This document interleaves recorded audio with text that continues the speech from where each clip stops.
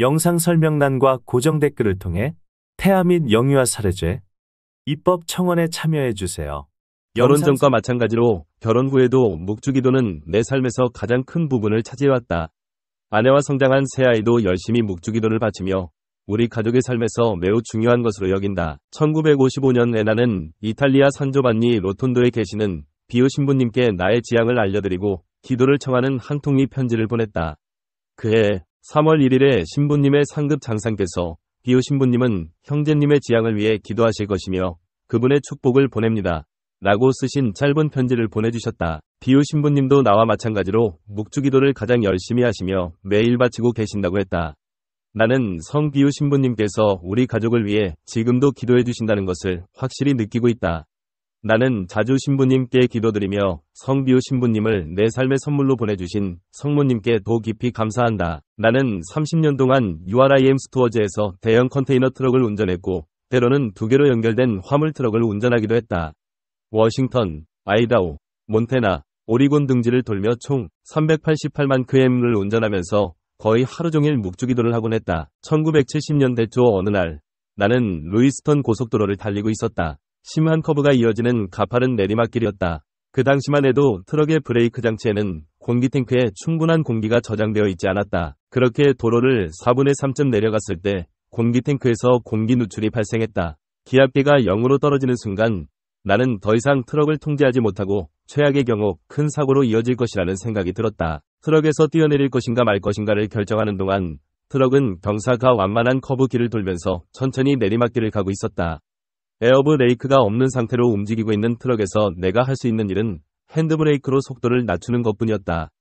핸드브레이크를 잡아당기자 트럭은 속도를 낮추기 시작했다. 그렇게 핸드브레이크를 잡아당기면서 나는 큰 소리로 외쳤다. 예수님, 성모님, 도와주세요.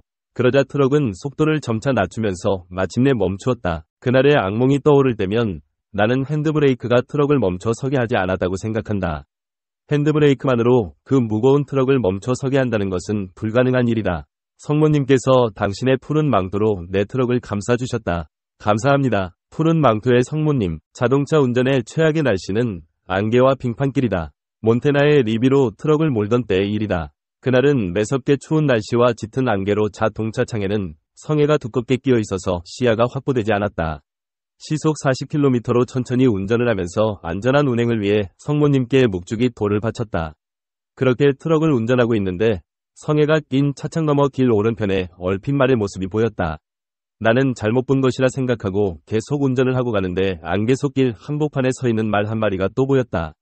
이번에는 내 트럭과 70cm쯤 거리에서 왼쪽 차창을 통해 나를 바라보고 있는 것이었다. 도로조차도 잘 보이지 않는 곳에서 예상치도 못하게 말을 2마리나 본 것이었다.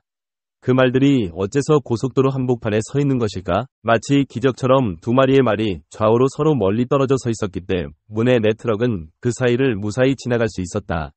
눈으로 보았지만 정말 믿어지지 않았다. 말들이 내 트럭과 너무나도 가까이 서 있었기 때문에 하마터면 칠 뻔했다. 리비에서 돌아오는 길에 안개는 걷혀 있었다. 내가 말을 보았다고 생각되는 곳에 말 한 마리가 죽은 채 길가에 놓여 있었다. 누군가 말을 치었던 것이다. 그것을 본 순간 나는 성모님께 감사 기도를 올렸다. 말들이 간격을 두고 있어서 내 트럭은 안전하게 그 사이를 지나갈 수 있었다. 성모님께서 내가 지독한 안개 속에서 사고를 당하지 않도록 도와주셨던 것이다. 1968년에 워싱턴의 트위스프로 운전을 하고 갔다가 영하의 날씨에 집으로 돌아가는 길이었는데 눈보라가 치더니 강풍이 몰아치기 시작했다.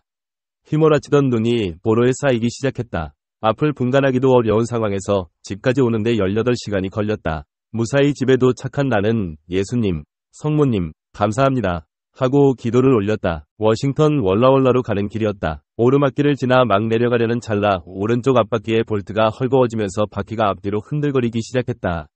몇 초 안 되는 그 순간에 큰 사고가 일어날 수도 있었다. 바퀴가 빠질 가능성이 높았기 때문이다. 그러나 바퀴는 빠지지 않았다. 성모님께서 지켜주셨기 때문이다. 대형 컨테이너 트럭을 몰면서 묵주기도를 바치면 좋은 점이 참으로 많았다. 하느님의 창조물을 감상할 수 있다는 것은 큰 선물이었다. 아름다운 산을 지나 온갖 나무가 우거진 숲을 볼 수 있고 팔로스를 지나 월라월라로 가는 길에는 황금빛 밀밭이 끝없이 펼쳐져 있다. 미풍이 불고 태양이 빛날 때면 황금빛 파도가 일렁이는 것 같다. 몬태나의 리비 주변과 포스 오브 라이 패스 근처의 풍광은 더욱 아름답고 몬테나에 펼쳐진 산과 강들 역시 윤을 즐겁게 해준다.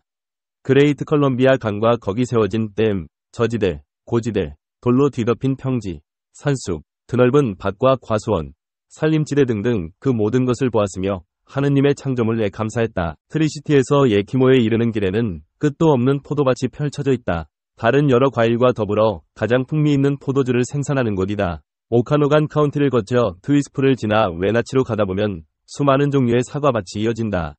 웨나치에서 나는 성녀 클라라의 가난한 자매 수도의 수녀님들을 위해 과즙이 풍부하고 크고 아삭아삭 한 레드 딜리셔스 사과를 샀다.